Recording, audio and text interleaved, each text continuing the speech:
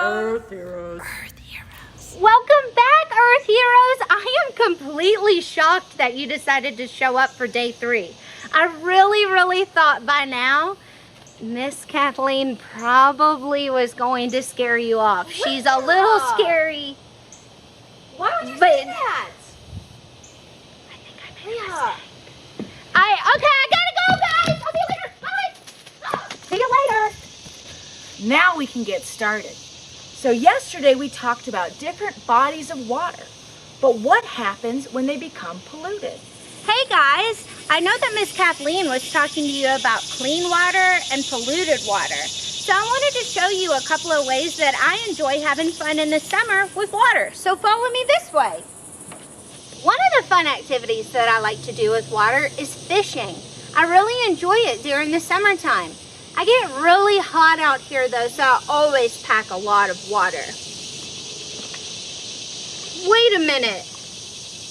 Gross! What happened to my water? I think it got polluted. Oh, and I'm getting a bite too, but oh gosh. Oh no. This isn't a fish. This is garbage. This water's polluted too. Oh man, I can't believe all that water was polluted. I'm bored. I wonder if Kathleen wants to play. Hey, Kathleen! Are you out here? Hey, Leah, over here. Hey, do you want to play any games with me? I tried to go fishing, but the water was gross. I had garbage in it. Yeah, I have water balloons right here. I love water balloons. Will you throw one at me? I'm right here. This is your water balloon? That's not water. Ew. This is oil. Your water balloons are polluted too, Kathleen. We need an Earth Hero. Earth Heroes. Earth Heroes. As you can tell, it's important not only to have water, but also to have clean water. Pollution can happen in many different ways. It could come from litter from the streets. It could come from chemical runoff, maybe from a farm or a factory, or it could come from an oil spill. So I'm going to send you over to Leah where she's going to lead you through an experiment to help discover what we can do when pollution occurs. Thanks, Miss Kathleen. Hey, Earth Heroes, welcome back to day 3. You know, accidents happen, right? I make accidents all the time, and I know Miss Kathleen does too. Just like when she accidentally filled up that water balloon with polluted water, and then she threw it at me. That was an accident, right? Anyway, to get started today, we're going to do a fun experiment that's focusing on oil spills. Unfortunately, accidents do happen and oil spills impact our environment every single year. So with this experiment, what we're going to be doing is we're going to learn about how an oil spill impacts our environment and what we can do to work together to help clean it up. So everybody find your day 3 camp bag. I've got mine right here. Hey, what's that envelope in there? It's nothing. I think maybe my mom put it in there. What envelope? Just save it for later.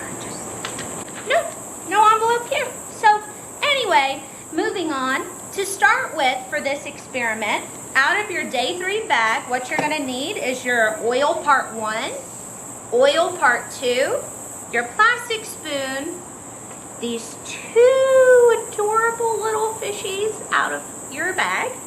And you're also going to want to get your container with the green lid and your white bin.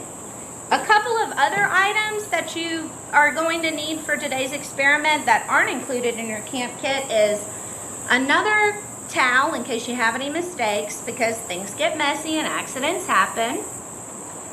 A medium-sized cup of water or a medium-sized bowl of water.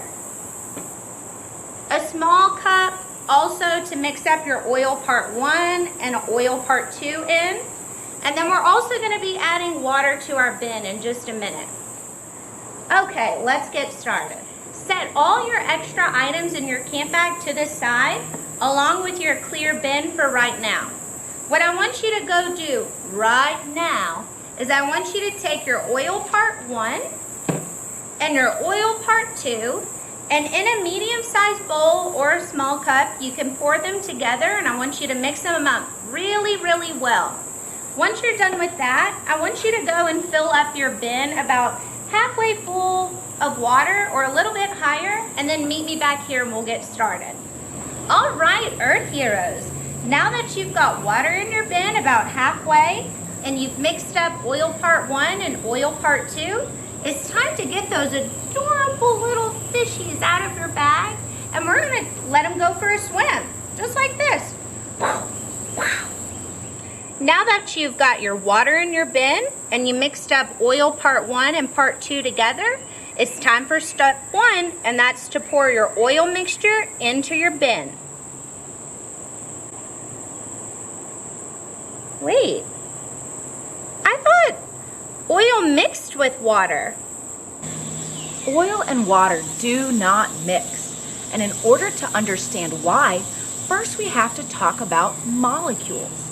Everything on the earth is made up of these teeny tiny building blocks called molecules. Have you ever heard of H2O? That's the molecular formula for water. Now, all oil molecules are attracted to other oil molecules, and water molecules are attracted to other water molecules, and that's why they don't mix. Well, now that we've got that mystery solved, it's time to move to step 2. It's finally time for step 2, and I know that you've been eyeing those curious items inside of your bag. So go on and get those things out, and these are going to be our tools that we use for the experiment. Your clear plastic container is going to be the item that helps you measure and see exactly how much oil you've been able to remove from the water. The entire goal of this experiment is to see exactly how much oil we can remove from the water. So let's get started. As you can see, you have many tools in your camp bag that you can explore with to see which one works best for you. I'm only going to show you one example using a paper towel and see how absorbent it is and how much oil it can remove from the water. Let's see. I'm going to gently dip it in. Ooh. Gross. And then, oh, looks like I got a lot of oil on there. I've got my clear bin right here, and I'm gonna squeeze it in there. Oh, yuck. Looks like I got a lot of oil out of the water. Okay, Earth Heroes, now that you've seen your example, I want you guys to start exploring the experiment with your other tools. Remember, the goal of this experiment is to see exactly how much oil that you're able to remove from your bin. Take as long as you need to explore this experiment, and I'll see you later.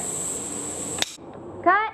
Oh, perfect. Man, that scene, I was really stressing out over it. Is it lunchtime yet? No. Oh no. What happened? I think I made a mistake. This is so embarrassing, Kathleen. I thought that feathers were part of the tool list. Oh. They're not. I'm going to have to go back and tell all the kids that these aren't supposed to be on the tool list. Oh, God. Hey, it's Miss Leah again. I feel really embarrassed. I think I got some of my camp lists mixed up, and I somehow put feathers in all of your bags. See, accidents do happen, even with teachers. So, since they're in there anyway, let's try to use them. I mean, maybe the oil, we can try to scoop it out with a feather. I mean, let's see what happens. Wait. Oh! This isn't working.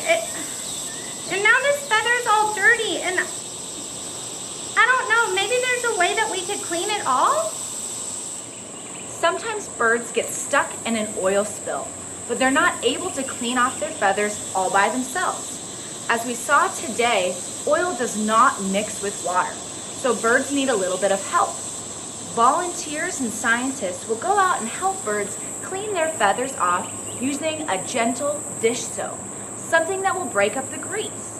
That soap will interact with the oil and help clean it off of the feathers. Well, lucky for us, we have soap included in your camp kit.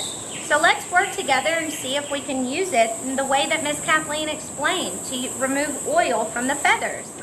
Well, now that we've learned that birds can't clean the oil off of their feathers by themselves, we're going to use our dish soap and also our cup of water to try to remove as much oil as we can from the feathers. Now, I'm sure you've already tried, but you can see that by moving your hands gently down the feather, that some of the oil does come off. However, there's a very greasy residue that's left on the feather. Now, we do have our soap right here. I'm going to clean off my hand before I dip it in my soap because we don't want to use too much of this soap. I'm just going to barely dip in my fingers like that. See, things are getting messy. And then I'm going to gently move it down the feather to help start breaking up that oil. Oh man, Miss Leah makes a mess. Now, as you can see, some of the oil is starting to come off. So next, take your cup of water.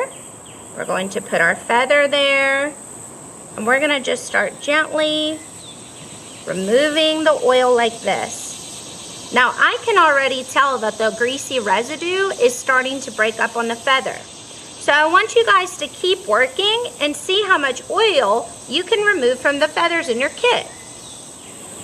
You guys are doing an awesome job removing the oil from your feathers. Now, watching how well the soap worked removing the oil from the feathers really got me thinking. I wonder what would happen if we took some of this soap and dropped it into the bin. If you noticed in your camp kit, we included a pipette. I want you guys to do this experiment at home and see what happens. What you should do is take your soap, you're going to pipe up a little bit of dish soap or a lot, whatever you want to try. And then you're going to drop it into your bin and we're just going to see what happens. Whoa! Oh my gosh, that was incredible! Didn't you think that that was awesome? Whoa! Well, this is so cool. I learned so much about oil spills. This is great. I hope you guys had fun today, and I'm going to pass you over to Miss Kathleen now. Thanks, Leah. Oil has a sticky and slimy texture, making it dangerous for animals. Oil can get stuck in the gills of fish, it can stick to the feathers of birds, and it can stick to the skin of other animals. Oil is made of toxic chemicals, meaning that it can also be poisonous for the water and animals that come in contact with it. Now, I'm talking about the kind of oil that we might use in an engine. The oil we used in our experiment today was vegetable oil. Oil is used in all sorts of things, in plastics, in our engines. We use it as fuel.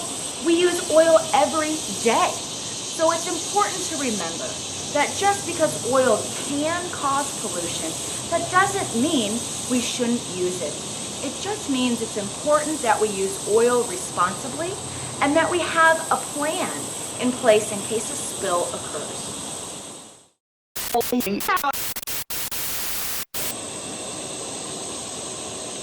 Guys, it's me, Miss Leah. I have to talk fast before Kathleen comes back. You should all have an envelope in your bag. You can go on ahead and open that right now. You can open it, okay? I gotta go, bye.